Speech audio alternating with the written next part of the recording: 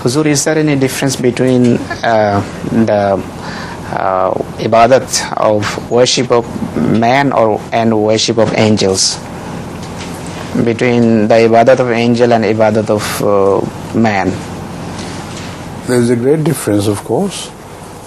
Angels worship Allah and they can't do anything else but worship. They are made on one keel and they have to, by the necessity of their making, constantly praise Allah. And this is what they said at the time when they were told that Allah is going to create Adam. We say your tasbih and also your taqdees.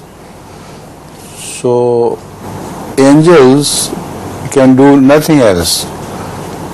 But humans can be of two types.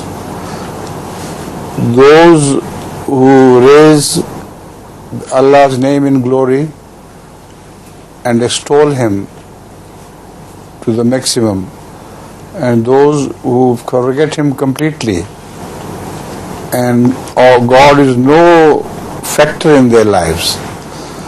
So in between, there are so many different grades of people, but in angels you can't divide.